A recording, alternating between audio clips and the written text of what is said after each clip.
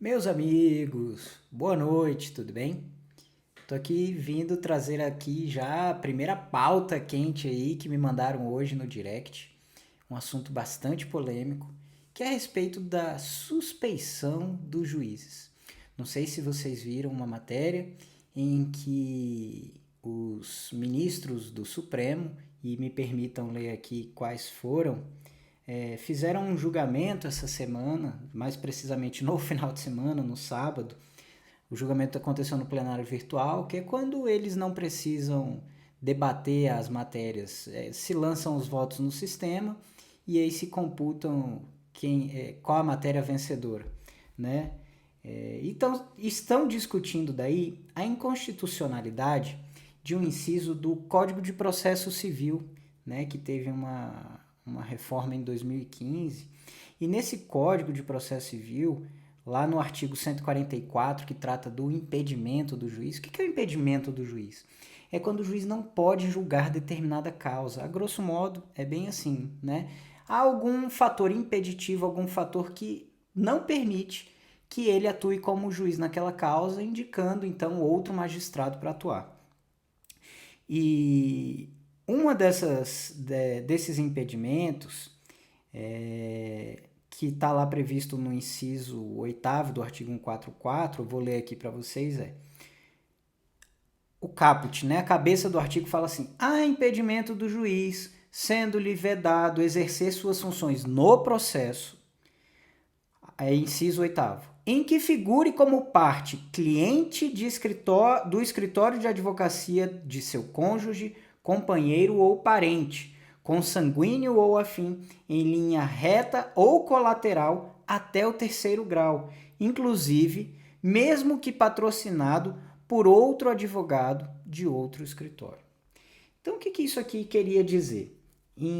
Trocando isso aí em miúdos, que se determinado escritório de advocacia patrocinasse uma causa e aquela causa, então vamos supor, né, eu sou advogado, vamos supor, fazer de conta aqui que a minha esposa é juíza, tá? Um caso hipotético. E aí chega lá no gabinete dela uma causa em que o meu escritório está patrocinando, mesmo que eu não fosse advogado naquela causa. Ela não poderia julgar casos do meu escritório. E aí o que o Supremo está formando maioria agora, né, é para dizer o seguinte: não, isso aí é inconstitucional, porque o juiz ele é isento de qualquer forma. Então votaram aí pela inconstitucionalidade da norma o Gilmar Mendes, o Zanin, o Fux, o ministro Toffoli, o Nunes Marques e o Alexandre de Moraes. E votaram pela constitucionalidade o ministro Fachin, que foi o relator, a ministra Rosa Weber e o ministro Roberto Barroso. Então vejam bem, esses que votaram pela inconstitucionalidade entendem que o juiz ele vai estar isento, independente de qualquer caso, de qualquer escritório que esteja patrocinando, né, aquele processo. Mesmo que seja de um parente deles, e você vê que a lei falava, né, aqui é muito clara em cônjuge, companheiro ou parente, consanguíneo ou não, então enteado, alguma coisa assim. Gente, o que se visou com, com esse inciso aqui na lei era evitar o famoso lobby, né? Fazer com que advogados que pudessem daí usar a força que tinham pelo fato de terem contato com o magistrado. Então o que a lei fez foi, olha, para evitar qualquer tipo de discussão, vamos tornar impedido o juiz naquela causa, né? Só que aí agora o Supremo vem e deixa claro, né? O próprio ministro Gilmar falou que o gabinete dele perdia muito tempo verificando se havia ou não suspeição dele nos processos, enquanto poderia estar atuando na ajuda da elaboração de votos e outras coisas. Enfim, gente, na minha concepção, o que o CPC quis, né, foi realmente trazer uma certa barreira para evitar que a gente discuta e fique com aquela dúvida: será que o julgamento foi justo ou não? Será que houve favorecimento ou não?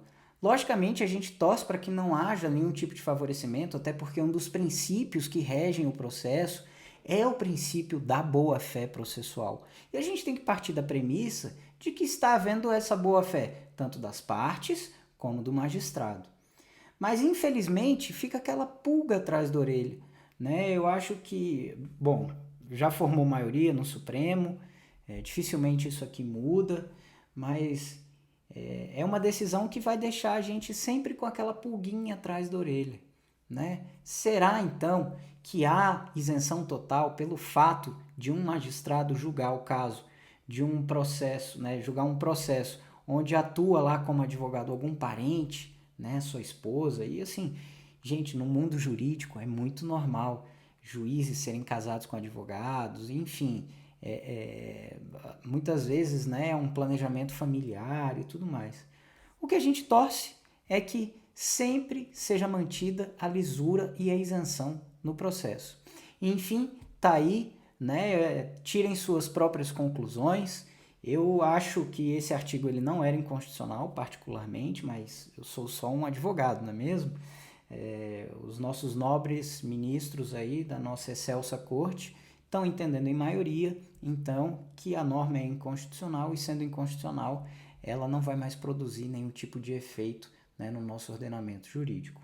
Essa era a pauta de hoje, para a gente começar a semana refletindo, tá certo? Então eu agradeço a atenção de vocês, agradeço o pessoal que mandou aqui a pauta, a colaboração, muito obrigado e vamos que vamos. Uma boa semana a todos, um forte abraço e até a próxima.